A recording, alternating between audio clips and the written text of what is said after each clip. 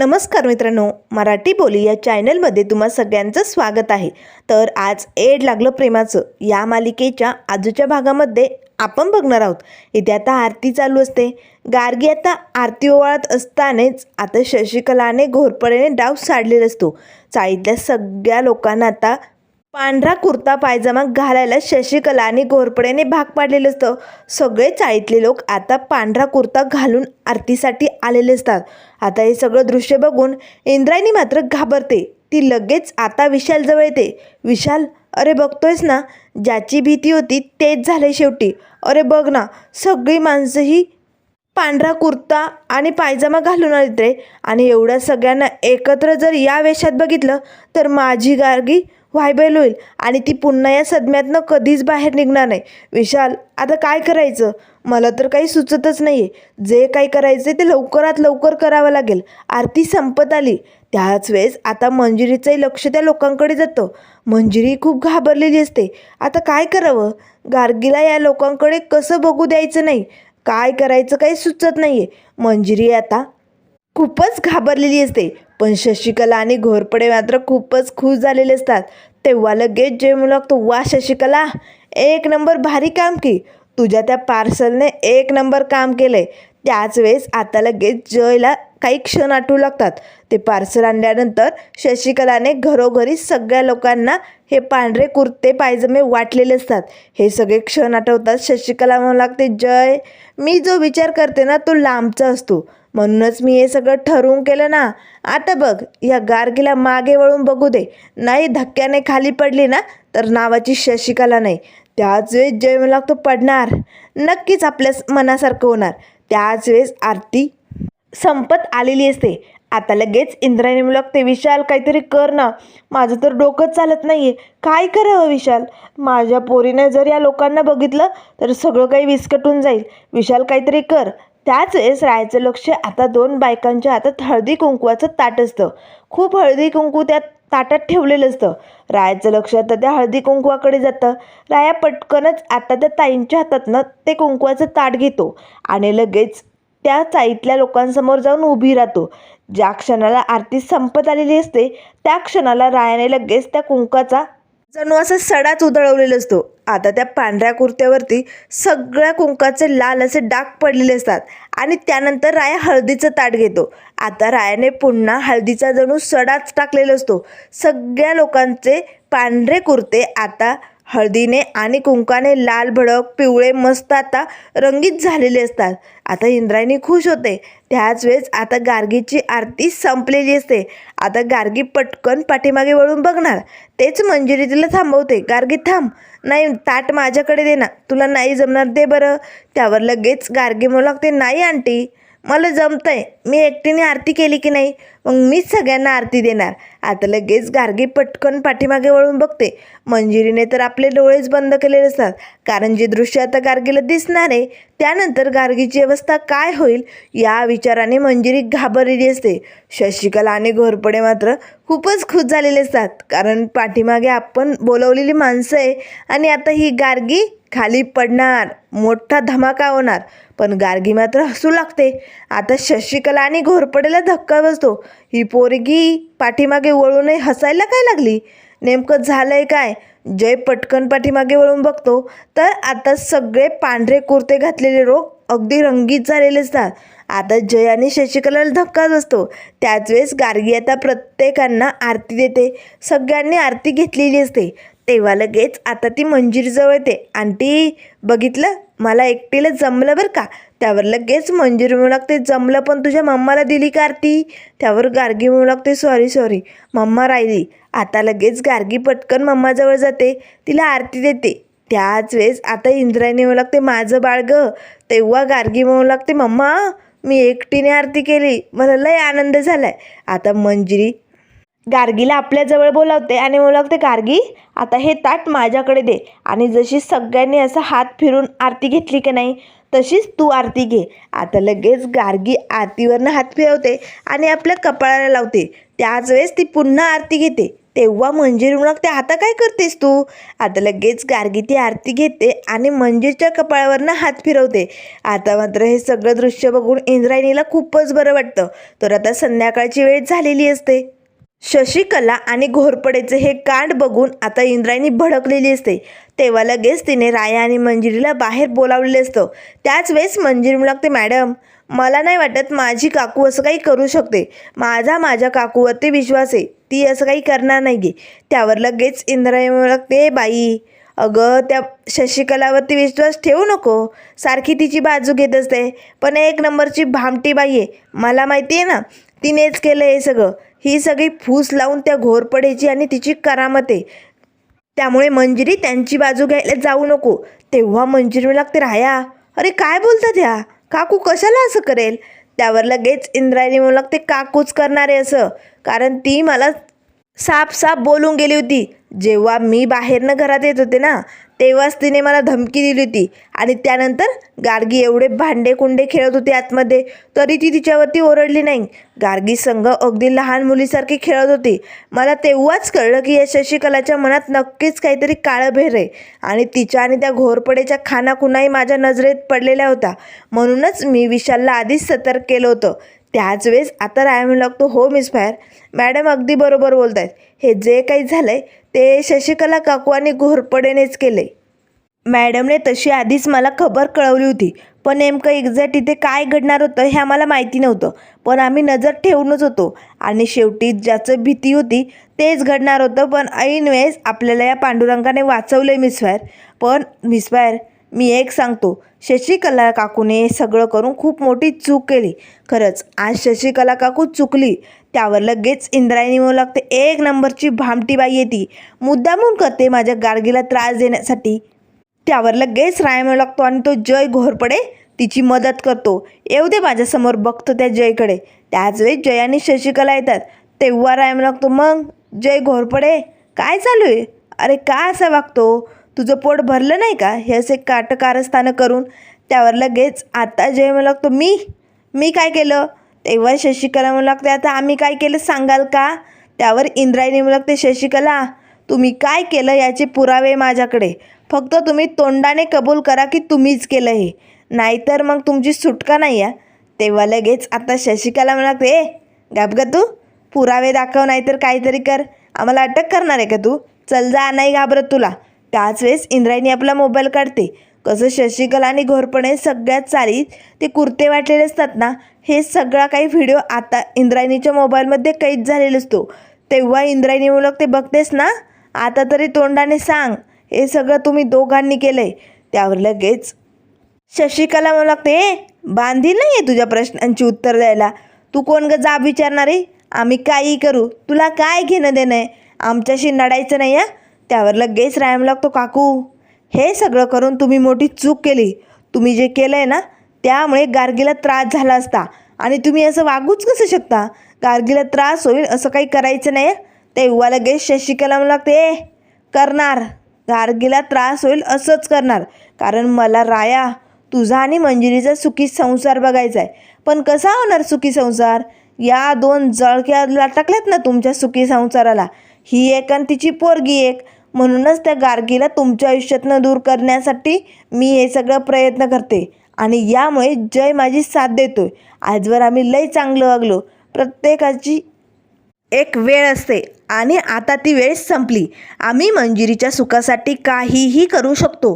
त्यावर लगेच रायमन लागतो, काकू तुम्ही गार्गीला नुकसान करणार आहात का? हे बघा, गार्गी आमची जबाबदारी आणि ती आम्ही व्यवस्थितपणे सांभाळतोय ना, मग तुम्हाला काय प्रॉब्लेम आहे? त्यावर लगेच शशिकला म्हणू लागते, गार्गीच प्रॉब्लेम आहे आमचा. आमच्या मंजिरीला तिचं प्रेम मिळत नाही आहे, तिचा नवरा मिळत नाही आहे. कुणामुळे? त्या गार्गीमुळे आणि या तिच्या आईमुळे. म्हणून आम्ही त्या गार्गीला असा त्रास होईल अशीच कटकारस्थाने रचणार. तुम्हाला काय करायचे ते करून घ्या. त्यावर लगेच आता रायम लागतो, बास काकी, तुम्हाला जर असंच वागायचं असेल, असंच करायचं असेल तर आत्ताच्या आत्ता ही चाळ सोडून निघायचं. इथे अजिबात थांबायचं नाही आहे. आता मात्र रागाच्या भरात राया खूप काही बोलून गेलेला असतो. शशिकला राग येतो. त्यावर शशिकला म्हणू लागते, हो आता तुम्हाला आमची गरज नाही आहे ना, म्हणून आम्हाला इकडं निघायला सांगतायत. आता तुमची भेट झाली ना, मग चला लगेच बॅगा उचला आणि चला निघा. चल घोरपडे, जा पटकन बॅगा घेऊन ये. आता जय आतमध्ये जातो आणि पटकन बॅगा घेऊन येतो. त्याच वेळेस मंजिरी म्हणू लागते, काकू अगं काय चालू आहे? हे बघा तुम्ही भांडू नका बरं, शांततेत काय असेल ते बोलून घेऊया ना. त्यावर लगेच शशिकला म्हणू लागते, जमणार नाही. आता याने आम्हाला जायला सांगितले ना सगळ्या लोकांसमोर. आम्ही आता इकडनं निघून जाणार. तू आणि तुझा राया काय करायचे ते बघून घ्या. चल घोरपडे. त्याच वेळेस मंजिरी म्हणू लागते, काकू असं नका ना करू गं, नका ना जाऊ. तुम्ही मला सोडून जाणार आहात का? असं नका करू. त्याच वेळेस घोरपडे म्हणू लागतो, मंजिरी अगं काय? एक जण जायला सांगतोय, एक जण थांबायला सांगतोय, नेमकं चाललंय काय? हे बघ मंजिरी, आम्हाला आता राहायचं नाही आहे. आम्ही तुला सांगू सांगू कंटाळलोय. त्या गार्गीचा नाद सोड, रायाला घेऊन चल. पण तू आणि तुझा हा राया ऐकतच नाही आहे. त्यामुळे बास, पुरे झालं. आम्हाला एकही क्षण इकडे थांबायचं नाही आहे. तुम्हाला जे काही बोलायचं असेल ना ते बोलून घ्या. आणि काकू चल लगेच निघूया आपण. आता लगेच शशिकला आणि घोरपडे निघालेलेच आहे. त्याच वेळेस मंजिरी म्हणू लागते, काकू काकू असं नको ना गं करू. चल ना गं काकू, इथेच थांबूया ना, चल आतमध्ये. पण शशिकला आणि जय काय ऐकायला तयार नसतात. मंजिरी तुला आमच्याबरोबर यायचं असेल तू येऊ शकते, पण आता आम्ही या चाळीत एक क्षणही थांबणार नाही. असे म्हणत आता लगेच शशिकला आणि घोरपडे बॅगा घेऊन निघालेले असतात. त्याच वेळेस आता मंजिरी म्हणू लागते, राया अरे राया ते चाललेत रे, राया थांबव त्यांना, काहीतरी कर ना राया, नाहीतर ते निघून जातील रे. आता राया आणि मंजिरी धावतच आता चाळीच्या बाहेर गेटजवळ आलेले असतात. शशिकला आणि घोरपडे आता बसची वाट बघत असतात. बाकड्यावरती मस्त बसलेले असतात. तेव्हा लगेच मंजिरी लागते, काकू काकू असं तडकाफडकी निर्णय नको ना गं घेऊ. तू माझी साथ देण्यासाठी इकडे आली की नाही, मग अशी मला एकटीने सोडून तू कशी जाऊ शकते? हे बघ काकू, मी तुला कुठेही जाऊ देणार नाही आहे. जय मी बरोबर बोलते ना? त्यावर शशिकला म्हणू लागते, नाही अगदी चुकीचं.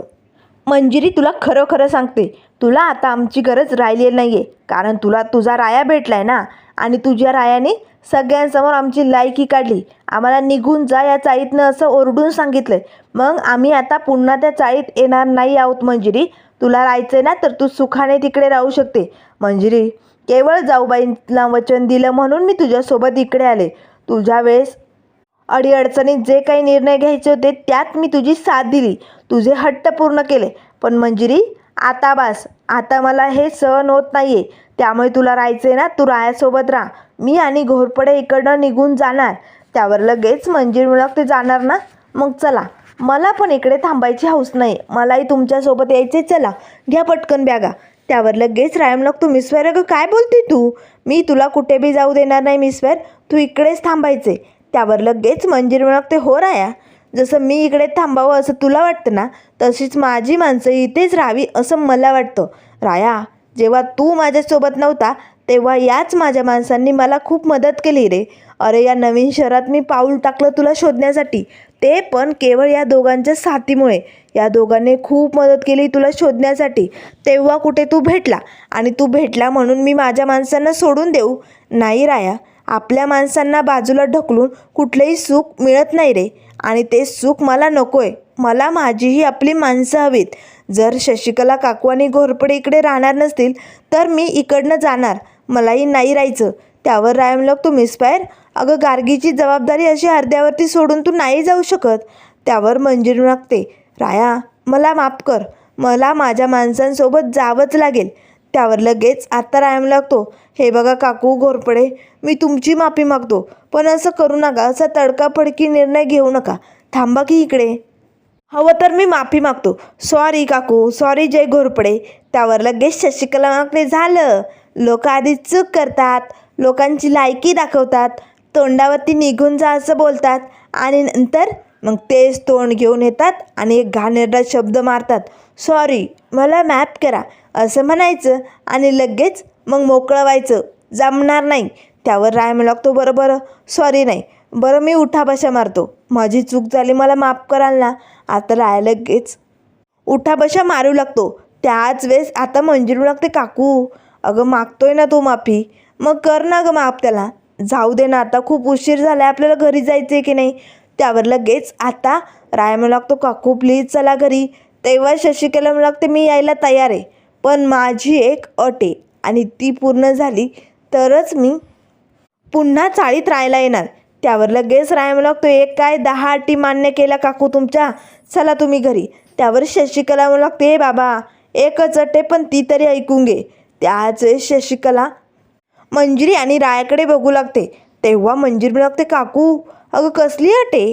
त्यावर शशिकला म्हणू लागते, मंजिरी माझं जरी घरी येण्याचं मत बदललं असेल ना तरी पण मी जे वागणार तेच वागणार.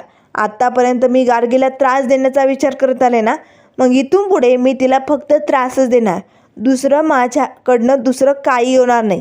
आणि तुम्ही तसा विचारही करू नका. मी गार्गीला त्रास देणार, त्या इंद्रायणीला त्रास देणार, या घरातनं बाहेर काढण्यासाठी प्रयत्न करणार. मग तुम्हाला काय करायचे ते तुम्ही तुमचं बघून घ्या. त्यावर लगेच आता राया म्हणू लागतो, ठीक आहे काकू, तुम्हाला जे करायचे ते करा. प्रत्येक संकटाला मात कशी द्यायची, प्रत्येक संकटाला कसं सामोरं जायचं ना हे मला चांगलंच माहिती आहे आणि आम्ही यातनं नक्कीच बाहेर पडू. गार्गीची जबाबदारी आम्ही व्यवस्थित पूर्णपणे पार पाडू. आता लगेच राया मिसफायरकडे बघतो. मंजिरी आता त्याला खुणावते, चला आता आपल्याला घरी जायचं आहे. तर आता लगेच सगळेजण घरी आलेले असतात. तर इथे आता संध्याकाळची वेळ असते, गार्गीच्या जेवणाची वेळ झालेली असते. तेव्हा मंजिरी लागते, गार्गी चल पटकन, आता तुला खाऊन घ्यायचे बरं का, चल एवढं संपव. त्यावर लगेच गार्गी म्हणू लागते, हे नको आहे मला हे नाही खायचं आहे आंटी, मला नाही आवडत भाजीपोळी. त्यावर मंजिरी म्हणू लागते, असं नको करू गार्गी, हे बघ तुला खायचं आहे, खाल्ल्यानंतर माणूस स्ट्रॉंग होतं, खाऊन घे बरं. तेव्हा गार्गी म्हणू लागते, आंटी मला जॅम आणि पोळी खायची, मला हे नाही खायचं. त्यावर मंजिरी म्हणू लागते, हे बघ तुझी आंटी उद्या तुला जॅम आणून देईल, पण आत्ता तुला हेच खावं लागेल. त्याच वेळेस आता लगेच गार्गी म्हणू लागते, खरंच आंटी उद्या नक्की आणून देशील ना? तेव्हा मंजिरी म्हणू लागते, हो उद्या नक्की म्हणजे नक्की, पण आत्ता हे संपवलं तरच. गार्गी आता लगेच स्वतःच्या हाताने जेवायला सुरुवात करते. मंजिरी तिच्याकडे बघत असते. त्याच वेळेस शशिकला म्हणू लागते, मंजिरी झाले असतील लाड करून तर आपणही जेवायला घ्यायचं का? भुका लागल्यात आम्हाला सुद्धा. आता जय पटकन चटई घेऊन येतो आणि तिथे बसण्यासाठी अंथरतो. तेवढ्यात आता इंद्रायणी आलेली असते. चला आता आपणही जेवण करून घेऊया. त्याच वेळेस इंद्रायणीचं लक्ष आता खाली बसलेल्या घोरपड्या आणि शशिकलाकडे जातं. तेव्हा इंद्रायणी लागते, काय मंजिरी आता या लोकांबरोबर मी जेवायला बसायचं? अजिबात जमणार नाही मला. तेव्हा शशिकला लागते, ए बाई तू आमच्या घरात राहते, आमच्याकडे पाहुणे आहे, तू हे लक्षात ठेव, आणि आमच्याच बरोबर जेवणार नाही, एकटीला जेवायचं आहे तुला? आणि मग काय आम्ही नंतर जेवू का? जमणार नाही. तुला जेवायचं असेल तर जेव, नाही तर निघ इकडनं, तुझ्या पोरीला घे आणि उचल इकडनं. त्यावर लगेच आता इंद्रायणी लागते, शशिकला पुरे झाला, आता जास्त बोलू नको. त्याच वेळेस मंजिरी लागते, काकू अगं काय करतेस तू, जरा तरी शांत हो ना गं, असं नको करू. हे बघा भांडण तंटे करून काही होत नाही, शांत व्हा. त्यावर लगेच शशिकला लागते, मी भांडणार, कारण हिने माझ्या मंजिरी आणि रायाच्या सुखात मोठा खोडा घातलाय. हिची ही पोरगी माझ्या मंजिरीच्या सुखाला लागलेलं ग्रहणे, जळावू हे दोघे जळावू, चांगल्या चिटकल्यात जळक्यासारख्या तुम्हाला. त्यामुळे मंजिरी मी बोलणार, मी आता गप्प राहणार नाही. तेव्हा इंद्रायणी लागते, बा शशिकला तू जरा अति करते या, माझ्या मुलीबद्दल काहीही बोलायचं नाही आणि ते मी खपून घेणार नाही आहे. तू जे केलं ना ते चुकीचं केलं आहे आणि त्यामुळे माझ्या मुलीच्या जीवावरती बेतलं असतं, म्हणून तुमच्यासारख्या लोकांबरोबर मला बसण्याची इच्छाच नाही आहे. त्यावर घोरपडे म्हणू लागतो, हो का बसायचं नाही आमच्याबरोबर? त्यावर लगेच इंद्रायणी लागते, कारण तुमच्यामुळे माझ्या मुलीचा जीव धोक्यात आहे, म्हणून. भेटलं तुझ्या प्रश्नाचं उत्तर? त्यावर लगेच शशिकला म्हणू लागते, तुला जे म्हणायचे ते म्हण, पण आम्हाला जे करायचं आहे तेच आम्ही करणार. त्याच वेळेस मंजिरी म्हणू लागते, काकू मॅडम तुम्ही शांत व्हा बरं. हे बघा मॅडम, तुम्ही काकूच्या बोलण्याचं वाईट वाटून घेऊ नका. तेव्हा शशिकला लागते, मंजिरी काय करतेस तू माझी बाजू घ्यायला पाहिजे, तिच्या बाजूने का बोलतेस तू? मला हे अजिबात पटत नाही या. त्यावर मंजिरी लागते, काकू मॅडम प्लीज शांत व्हा. गार्गी मात्र या दोघींकडे एकटक बघत असते, कारण या दोघींची भांडणं पेटलेली असतात ना. मंजिरीलाही काय करावं काही सुचत नाही. तर त्यानंतर मित्रांनो पुढील भागामध्ये आपल्याला बघायला मिळेल, इथे आता गार्गीने पोलीस स्टेशनमध्ये फोन केलेला असतो. आपल्या पिंगूची तक्रार आता गार्गीने पोलिसांकडे केलेली असतात. आता लगेच पोलीस चाळीत हजर झालेले असतात, पण गार्गीने आता आपल्याला फसवलं आहे हा पोरखेळपणा बघून पोलिसांना खूपच राग येतो. तेव्हा लगेच ते ओरडतच मंजिरीला म्हणू लागतात, काय चाललं हे, अशी कोणी तक्रार करतं का? पोरखेळ लावला का आमच्या ड्युटीचा तुम्ही?